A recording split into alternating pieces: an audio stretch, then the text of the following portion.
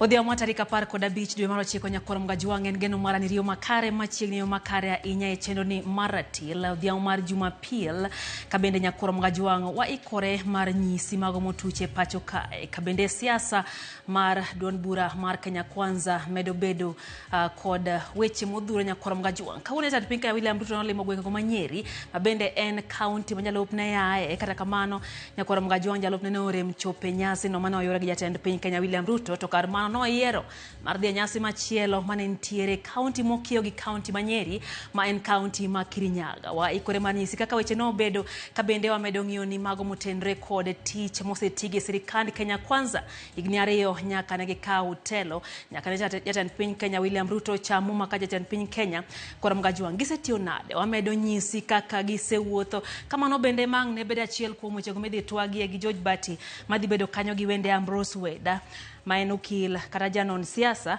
bende odhi bedo kanyo gi Buka Omole manjalo jakom mar CPK giduto nyakoro mga juang gidhi go mbaka ewi kaka jatend piny Kenya William Ruto osewuotho nyaka no kaw kom kaka jatend piny Kenya mar abich koro mga juang kaka pile bethuolo mar kodwa mbaka wantiere live mar ote machuok hari ade ka ucheno no kabende wantiere live Facebook Ramogi TV K imbui mar Twitter Ramogi TV K Kenya imbui wa mano mar YouTube magethuond weche. Tupunguze mambo ya 2027. Na hata hiyo ukiweka mawazo yako yote 2027. Na Mungu akiamua mambo ingine utadu. Jatend piny Kenya William Ruto siemo jo siasa masoko imasawa mar Kenya kaelimbe mare Manyeri kawuono jalopne Rigathi Gachagua ne orem ma okotene. Higni ariyo bang' kao loch mar Kenya siasa mar William Ruto oselokore machalo nade wamiler. They complained about the presence of brokers, the presence of people. So to my DCC, let them not be used like tissue paper with our leaders. Jopiny kod jotelo medo kuongo monj makoch wanyotimore kar kunyo mula Makalda mantie Nyatike county ma Migori sama gavana ma county no nyolimo kar mula no.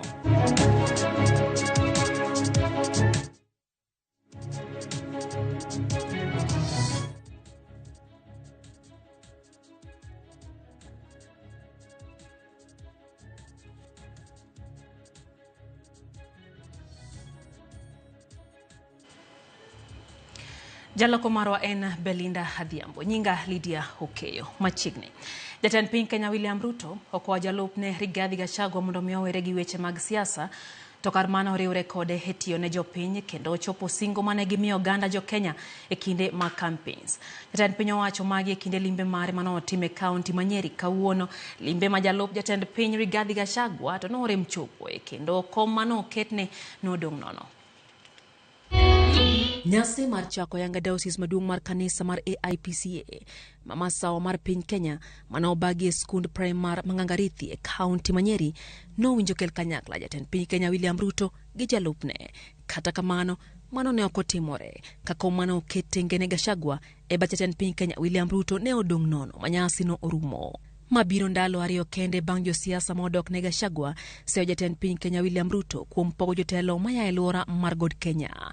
E kinde mane nyasi no dhi mbele, Gachagua noriko ni nyasi machielo mar yango higni 100 e kanisa Jokopere Mabaricho e kaunti ma Kirinyaga mokiyo gi kaunti ma Nyeri kama ne jatend piny ntiere. Kata obedo ni weche mag siasa ne tem nyon piny nyasi no ma Nyeri, jatend piny no nenore ka gima siemo wang' Rigathi kuom dhi mbele gi rombe mag siasa e gwenge opogore kakoro odwaro mondo mi odogi apisi otine jopiny. Tafadhali tupunguze mambo ya 2027. Huko 2027 ni Mungu na wananchi ndio wataamua.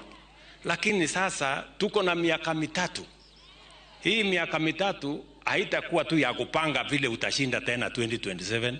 Kwani mtu anachaguliwa tu, akichaguliwa siku hiyo hiyo anaanza tena kupanga vile atashinda uchaguzi hiyo ingine. Jatend kweth mathoth od bura Kimani Ichung'wa manoyore nyasi no ko jatend piny Kenya William Ruto mondo riempie tich jalupne kowacho ni Gachagua tich osetamo kendo oduoko chien ndawa ma igoyo gi tend Kenya Kwanza. You have been christened as a cunning hare ambaye ameuliza mwenzake waende wakachape mabibi zao na sisi wengine tukaitwa hyenas. Unajua wengine tumeitwa barking dogs and you're the dog owner. But I want to tell Your Excellency, take heart. Let us focus ourselves on delivering the commitments we made to the people of Kenya, not on how to win the next election. Na hata hiyo ukiweka mawazo yako yote 2027, na Mungu akiamua mambo ingine utadu. That viper on your hand, Your Excellency, the viper, the snake in your government, please shake it off. Shake it off, Your Excellency. Shake it off, not for your own sake so that it doesn't bite you. Shake off the snake on your hand so that your hand may do what the Lord purposed that hand to do. As the governor of the county of this Nyeri, mahali ulituacha, hapo ndipo bado tulipo. You are in our hearts, like we have always said. Tich abich mokadho, josiasa moyiengore korka Gachagua nonenore ka gima siemo jatend piny Kenya William Ruto kendo ose kuom kelo pogruok e alwora mar God Kenya. Pogruok ma jatend piny gi jalupne osebedo ka nenore ayanga, ahinya to bang' jatend piny yiero jotend migepe manyien. Jalo jatend piny Kenya Rigathi Gachagua kuone jotelo duto manoyiero winjo mithuolo mar tiyo tich manomigi ka onyiso ji ma ochwako liet mag siasa e alwora mar masawa mar piny Kenya ni yiero pod ni mabor ma ok winjo gi sik wigi e wechego mag siasa. Kosingo maneno ni oganda mawuok masawa yudo ber mawuok e sirikal, Gachagua manenore kama soko wang' jotelo mawuok masawa mosebedo ka kwedo chenro mage. Okoni gwenge moko sani okue to alwora mar God Kenya ema yiengni kod siasa makinde kakinde. Hii ni wakati ya kazi. As far as I know, uchaguzi uliisha. Ama iko uchaguzi? The next election is 2027. Nyinyi watu ya Baricho mlinipatia kura tukiwa na rais. Vile governor amesema kila mtu afanye kazi yake. Rais apewe nafasi afanye kazi yake. Deputy President apewe nafasi afanye kazi yake. Governor afanye kazi yake, Senator afanye kazi yake, MPs wafanye kazi yake. Kila mtu ako na kazi yake. Wakati ukifika, watu watarudi kwa raia. Na tupunguze siasa mingi ile imekuja hapa kwetu kwa mlima. Ukiangalia maeneo mengine yote hakuna shida, kumenyamaza. Mambo yote iko hapa kwetu.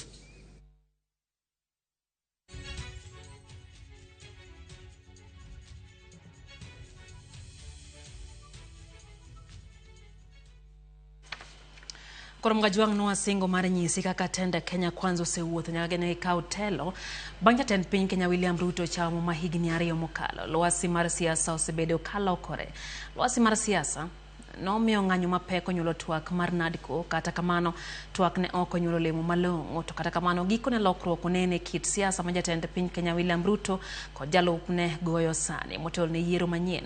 Wata Nyambaga miyowa mathoth ewi chal mar siasa e higni 2 nyaka ne Ruto kaw apisi. I, William Samoei Ruto. Tarik 13 dwe mar 9 higa mar 2022 lap ma Kasarani, jatend piny William Ruto ne ong'awo lwete kendo chamo muma mar apisi kaka jatend piny mar Kenya mar 5. Bang' Ruto ne chamo muma kamano, tich ne ochakore koyiero jotend migepe monywando, jok mane osire, josiasa kod jok mane kod riekni mag tayo weche mag sirikal mondo ne obed jal man kod mbi kendo lwete ne ni kamora mora. Ruto ne ochako bedo machiegni kod jo od bura mage to kod mag duond buche mamoko. Bende ne okayo negi opea mocho donji otar mare. Od bura ne nenore ka gima tiyo kaluwore kod dwache owuon. Kweth magazini Law Moja kotelne kod ogai mar Raila Odinga ne ogolo twak malero ni ok giyango William Ruto kaka jatend piny Kenya ka gidwa ni mondo yaw mbui mar duoko mar ombulu mar IBC miluongo ni Sava. We don't recognize Mr. William Ruto as the president of Kenya. Chakruok mare, jatend piny William Ruto ne oseazimio ka osingo ni ok ginyal riwore e sirikande. Sijui wanatafuta handshake. Mimi nataka niwaambie mapema mchana. My friends, sahau mambo ya handshake. Jodolo, jukendera tero mag oganda, jo ala kod josiasa ne oneno ka inego oganda kendo arita kwe ne ok bere kinde mag ng'anyo. Jatend piny to kod kweth magazini ne osundi mondo obed piny kod twak kokale od bura kendo put mochuoge ne otise ni Nadco. E thuolono bende ripot ne oyango ni jatend piny William Ruto ne oromo kod jatend Azimio Raila Odinga ka itayogi kod mane en jatend piny Nigeria Olusegun Obasanjo. Ma ne en okang' mokwongo ma Ruto ne yie nywando kweth mag Raila Odinga e sirikal mare. Kata kamano, ripod Nadco ne ok onenore ka gima ne onyuolo lemo ahinya to motegno ni mar kata duol mar IBC nyaka sani pod kume omokerot kendo pod onge nyalo mar bago yiero madundo e kombe mayande odong' nono. Not allow you to form a Ruto Electoral Commission. E kit siasa mar Ruto bende ne oloke kokale ng'anyo mar rawere mane otesore ni Gen Z mane ng'ure wi wach paro mar chik mar omenda 2024. Ruto ne otiyo gi mbi mare lego jo od bura ma Kenya Kwanza kendo puodho parono. Makmana ne mirima mar rawerego ne okelo rwakruok ma gikone to ne obolo parono piny kendo ng'wonyo iwe. Ibed ni ng'anyogi ema ne oloko kit siasa mar William Ruto chuth. Ng'anyo mar kijendegi gi Gen Z gi okelo gimiluongo ni ka in ja siasa to i promise jopiny gimoro to nyaka ibed gi gimiluongo accountability, nyaka ibed accountable. Lokruok mokelo en ni ibed jatelo machalo nade, ibed jatelo man gi pesa, man gi mbi machalo nade. Jopiny kok itiyo negi e yo maber to ginyalo chung' mondo gi defend rights gi. Ma it is on record ka party leader mara odhi mo kaw responsibility mo accept ni nyao nitie e administration mara ta yie winjou ayie bet kodo piny. Maendi is a commendable step nikech ruodhi mang'eny osewang'o pinje nikech wich teko. William Ruto debed ruoth ma wiye tek ma ok tur. Samoro Kenya ma wan go ma kwe ma wan godo ni de onge.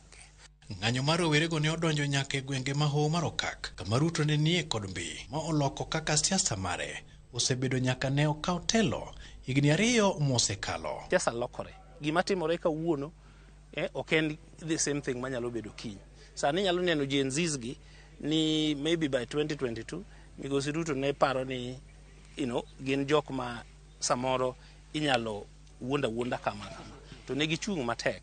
Koro mano puonjowa niya siasa ni ochenj. Mondo Ruto ne res lwasi mar siasa ne ochako manyo gai mar Azimio Raila Odinga kendo mbaka ne otwere kaka inyal rese ma ok othule oko e tende kendo Ruto ne oriembo jotend migepe mage duto e apisi. I have today decided to dismiss with immediate effect all the cabinet secretaries and attorney general of the Republic of Kenya, of the Cabinet of Kenya. Bang' twak matut kod Odinga, jatend piny ne oloso sirikal machielo monywando jotend migepe nyaka mago mag jokanyo mag ODM ataro mar paro mathoth mag joge. I have now forwarded the name of John Mbadi Ng'ong'o to the Ministry of National Treasury and Economic Planning. Okang' makama ne ok omoro ji mathoth maneni kod chung' motegno e sirikand Kenya Kwanza. Nimeweka mitego kila kona, kila mahali nimeweka, na niko na watu wa kunipigia simu. Wakionekana tu karibu naambiwa. Jasiasa Maria Kichalo Janam. Kamano bende Janam bende ng'eyo ni to yamo ringo nade. To igogo gi pisadi.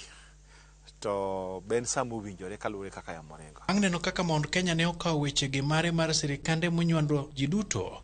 Ruto ne otiyo kod oledhi mar siasa mane opuko yombogo dogila kendo chako limbe mare Nyanza, dhowadh Nam Chumbi kendo yudo rwak makende. Siasa, politics, leadership and administration. Gini ochalo an art of war. One, people should learn to read the lips of their principles. Okang' mar ywayo moko kuom jotelo makwedo sirikal mondo mi odonji e okapu mare. Dibed ni Ruto ne manyo yore mag thiro godo jogo mane kete tesre. Wanyalo wacho ni en survival tactic, but at the same time en gima nochune ni nyaka otim, ni nyaka okel jite mondo ket sirikande ni kik obed sirikal miluongo ni shareholders government. Nikech king'iyo kama ne Gen Z osechopo gi demands mane gin go e sirikal, nochopo kama koro kata mana sirikal ni nyalo gwetho. Kuom igni mabiro, lwasi mar siasa dhi lokore machalo nade e tend William Ruto. But watching the voice of the people is the voice of God. En telo ma winjo wach jopiny. Walter Nyambaga, Ramogi TV.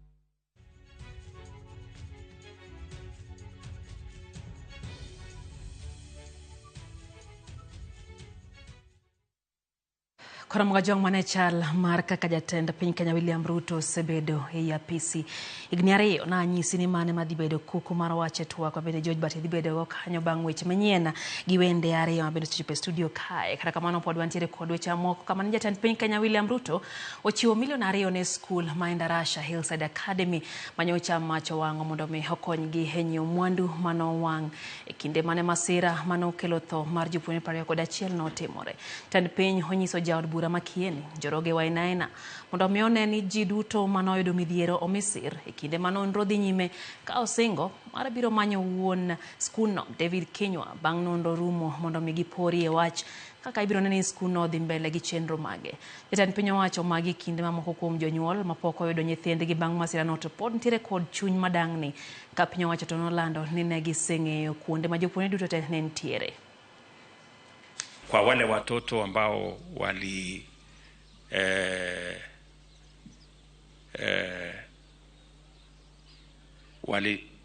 waliteketea katika moto, tutapanga mazishi yao na wazazi wao. Wale vitu yao ilichomeka, gavana ameniambia kuna wanafunzi karibu 140 hivi.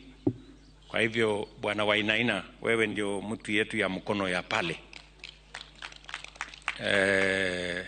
Kama mbunge wa pale Kieni, nitakutuma tena leo na shilingi milioni 2 ununulie wale watoto wote wale vitu yao ilichomeka nini, masanduku, nguo nini, ndio watoto wetu warudi shuleni tuweze kusonga mbele pamoja.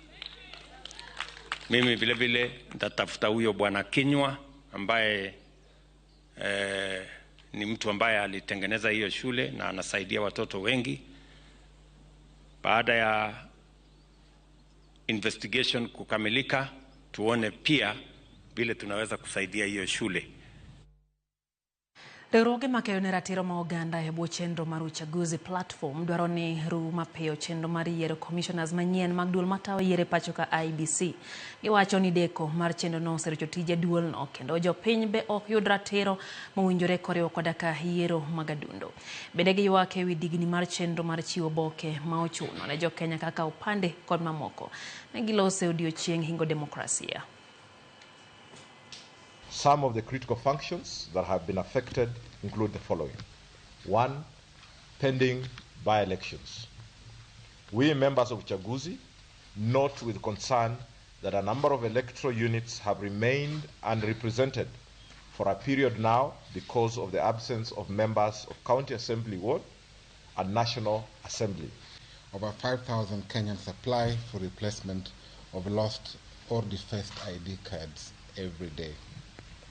The intended Maisha cards have a 10-year validity period, which is a major shift from the previous generation of ID cards, which had no expiry date. Deka na paga boro bang sa chila media moshendo enratilo kamano kuom kete mana Karamogi TV wayo matinya koramga juang kamana singo ka moko kuom pachuka neno ka Belindo sana wacho ni ranyisi mar koth en boche miyochego mag siasa mane ngero mogoye. Monica Kumu wacho kacha nosemo lo kaka pile kendo wacho ni entie nyakach pacho Ramogi TV ler kendo chopone eyo ma owinjore. Wacho ni puoch kod pak Ramogi kuom kolo mago matucho gi kuku magi. Kata kamano wacho ni sani ok onego bed sa siasa. Giol gi weche mag siasa wacho ni jatelo kel dongruok e gwenge mag yae kendo ni otim tich mano omiyo yiergi kar goyo siasa e pacho kae. Nyargi Kevo wacho ni entie locked live. Jojo Ndulo kantie Okwala Ami Onyango wacho ni emben locked in sechegi kendo mora hinya gi chenro. Wodrongo wacho kacha ni kaka pilo sedonjo kuwuok Nakuru. Ramogi TV ler maratari wacho kanyo ni hentie kodwe chenro kamana nya Wodrongo. Richard Ogola wacho no sedonjo chenro kaka pile hen Baba Justin kawuok Muche he County ma Homa Bay. Peno Stephen Otiwa mwalimu bora wacho kacha ni embe ranyisi mar koth yie ni en boche adieri kato wacho no ka awayo dhi jogore gi lak mbele kae. Osiep maneni e kind Ruto e Gachagua wacho no seduono kendo hentie live kamone Mwerendia village Sindo Suba county ma Homa Bay. Wacho ni kanyo jaode Carol Steve Otiwa nyare Lovelina kachiel gi wuode Favor Trevor kiwacho ni duto gi mora hinya gi chendo ni mar ratiel. Neno bende obila Shemotho wacho kanyo ni entiere kendo luweche ge yo makare. Wacho ni sir mar ker okoromo. Adieri mar wache ni Kenya pod wan chien mathoth. Dormitories maninde onego bed kod smoke sensor kod fire extinguisher kato wacho ni mar ariyo gi pache wacho ni primary boarding onego bed ni bedo ma onge kaito chike magero dormitories kunde ok luka kuwinjore pacho kae mane kako wacho ni kaka nyithindo noringo molal manyiso ni arita makare bende ne onge school. Ne wacho ni peje mathoth medo wuok kotenre kod mach ma Endarasha. Pastor Collins Odinda ne kachain bende wacho ni sadonjo kaintie Kayole County ma Nairobi kaito wacho ni ungiminodi Alili Nyarka Bondo ko Terry Alex kaito wacho ni igniario mar Kenya Kwanza okosebedo maber to molo sekta mar somo omedo ni koro okwasani ni mondo serikal oket kare ma kendo oket maine wechego mag somo sana CBC kindik jopuonj moromo giwere gi siasa ma okony kod mago bende kelo pogruok e kind oganda. Joseph Oyo japuonj dini mar kanisa Jokopere Manyandewa Parish wacho no kwod jotendwa mondo mi obed kanyakla jatend piny gi jalupne gi bed kod kwe moya ir Nyasaye nikech ka ok giwinjore to wananchi ema dhi winjo marach. Wayo matin mind ratil kikidhi mabosh.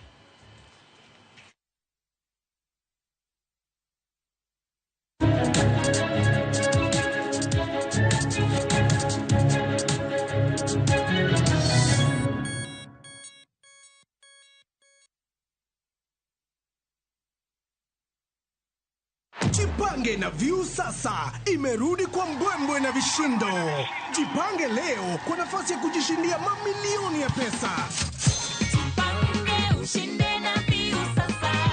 Bonyeza *487*3# na uweke 50 bob tu au tuma kwa paybill number 724177. Account number ikiwa ni nambari yako ya simu. Utapata content na point 50 za kuingia kwenye draw ya kujishindia 50,000 kila siku, milioni moja kila wiki na grand prize ya 3 million shillings. 3 million shillings. Jibambe na content nyingi zaidi, uongeze chances zako za kushinda. Jipange na View sasa. Weka 50 bob tu na huenda ukajishindia 50,000 kila siku, milioni moja kila wiki na grand prize ya milioni 3. Sheria na masharti kutumika. Imeidhinishwa na BCLB number 0000130.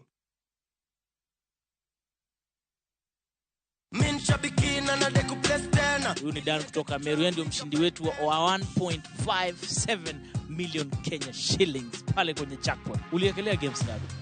13. Na ukashinda zote? Kabisa. Wow, goodness.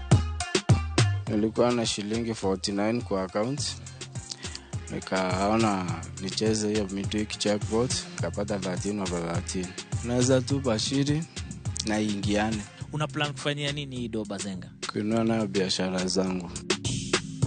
Kwa wale wasee ambao hawajaweza kucheza shabiki, unaweza taka kuambiaje mzee? Azindi kucheza shabiki ni ukweli, azindi kucheza hata wao watakula kama vyenye nimeipata yote. Ingia www.shabiki.com, click kwa jackpots, select Shabiki Midweek Jackpot. Chambua game zako 13 safi, alafu wekelea bet yako. Imagine ni rahisi tu hivyo. Cheza Shabiki Midweek Jackpot. Pia wewe tukuite milionea. Mina dai wote twenda hivi tu bet. Not for persons under the age of 18. Authorized and regulated by BCLPA 671.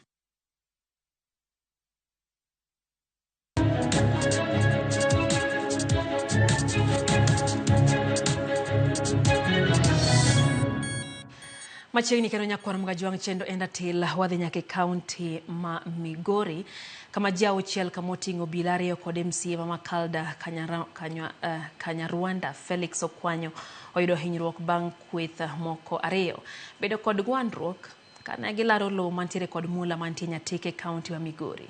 Tulo makamano no muoch bang' governor ma Migori Ochila Yako no donjo mar katakar kunyo mula no motel ne romo mano chan tim gi jokuny mula ewi bath lop moro mantiere kod mula mano jotim ne Kodesa. Governor Yako no tam donje kar kunyo mula no. Gi oganda moko mane goyo koko gino mano chuno bila tiyo gi teko mondo mi governor no odonje e kar kunyo mula no. Kata kamano jokuny mula go no tiyo gi gilweny mondo rakrego gi obila kendo hinyo obila ariyo ka ji moko ariyo noyudo hinyruok bang' ka nochware gi magina gi obila go. Ji moko ariyo noyudo hinyruok moko matindo. Then you want to force Chinese to the hill by force. So I think the people, power belongs to the people. The people have sent a very strong message, and also I'm beseeching the security team. Let them not be used like tissue paper. More so to my DCC. Let them not be used like tissue paper with our leaders. Member of the county assembly of that area had a fight with some people there. When I went there, he wasn't there. I found representatives of the artisanal miners. We had a brief discussion with them. They complained about the presence of brokers. My doctors and my team of nurses at the emergency room, they are handling it accordingly. Right now, most of the patients which have been brought, they are absolutely stable. But yes, they do have serious injuries, especially to the head and to the chest area.